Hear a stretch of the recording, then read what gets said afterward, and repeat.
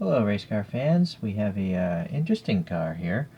It's a Hino Contessa, but if you look at these images, the name is Pete Brock.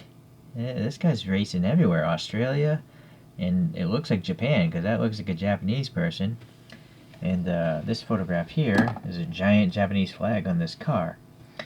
So, yeah, interesting. I never knew that Pete Brock raced for Hino. Maybe this is a new car back then.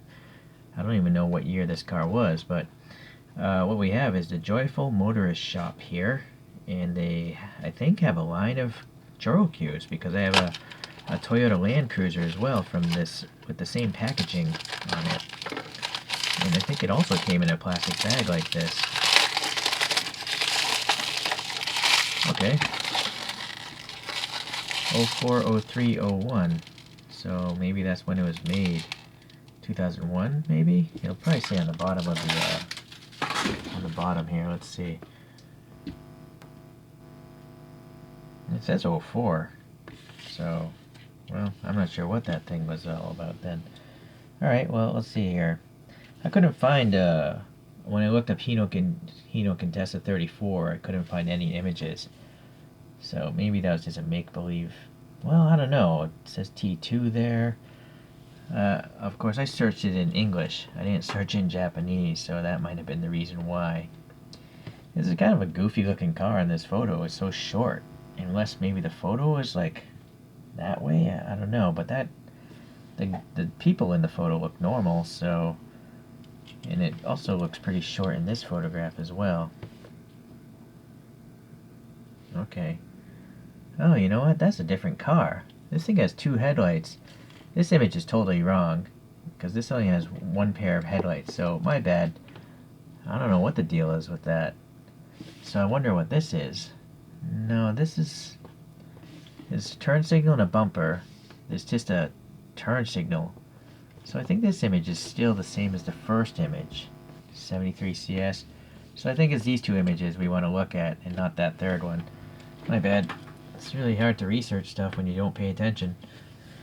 Okay, well, anyways, looking at this thing, we have a really boxy greenhouse. That's the first thing that stands out to me. I mean, this thing is just, it looks like a Excite bike ramp or something, a video game ramp. Okay, yeah, the 34 is printed nicely, 1300, probably the displacement of the engine. And then this Japanese flag in the T2 class, whatever that is. Standard ChoroQ 5 spokes, they look okay, but I'd rather have the steel wheels there. The front end is really cool. It's got the taped off headlights. And are these casted in? I guess it's just black paint. I guess that's a Hino badge back in the day. A little red paint here, a little black on these bumperettes. Some detail here. Maybe that's a turn signal. This is a rear engine car. That's why there's no openings here in the front. Probably for aerodynamics. And then we got this cool double stripe here, and it's a relatively straight stripe on all three. They look pretty parallel, so that's well done. Silver trim going around all the windows, and also raised wiper blades. This possibly, maybe it's the first one I've seen. I don't know. I can't remember everything I get, but I don't recall ChoroQs having three-dimensional wiper blades. Usually they have none. Sometimes they might have printed on ones, but these are actually three-dimensional, so that's pretty cool. Yeah, this side looks the same. There's a door handle I didn't notice before sticking out. Okay, little indent there. That Joyful Motorist shop thing. Black on the bumpers, some vents for the rear engine, and then nice taillights printed on there as well. I don't see anything in there. Oh, there's a little, oh no, I thought that was an exhaust tip. No, it's not. So, no exhaust. Okay. Yeah, I can see the smoked plastic. I think this whole body might be this one piece of smoked plastic right here, and then everything is painted. So it's really well done. You know how they do that. How they get the window trim silver, and then the body white, and all this. I mean, they paint this thing like in 10 different steps, I think, to get it to look so good. So really cool. And I gotta say, for the riding stance isn't too bad. This actually matches the photograph pretty much. The rear, though, should be sunken in under the fender. And actually, this fender should be a little squarer, if that's just the same car. Maybe it's not the same Contessa. Could be a different year. Alright, well, anyways, it's a cool looking car. I like it. Let's compare it to a couple other models now. And you can compare to that photo while I get them. Let's see here. I do have a 1/64 scale Contessa made by Konami. So I have a sticker on the bottom saying it was available between 1965 and 1967. And this is the second generation Contessa we're looking at, which looks similar to this toy, I think. Let's give a top view here. Contessa is a small car in real life. Very narrow. Okay, let's look at some ChoroQs.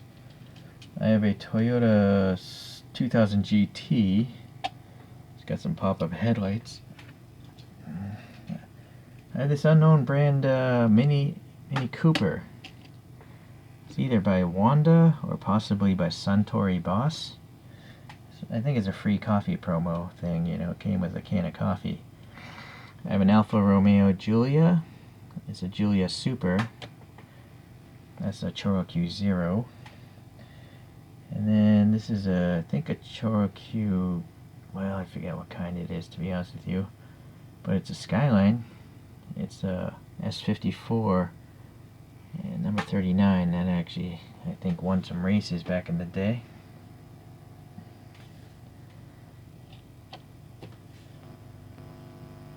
So, a lot of classic racers building up in my collection. Not sure which one you guys like the most, but for today I'm definitely liking this the most. In the long run, though, well, that's a tough call. I love Austin Mini Coopers, but that Alpha's sweet, and then I love Skylines. Only this one doesn't really matter so much to me. Oh well, not so important. So, this is red and white. I need to have this R2 unit spinning with this guy. Alright guys, well, yeah, interesting to learn about Pete Brock racing for Hino.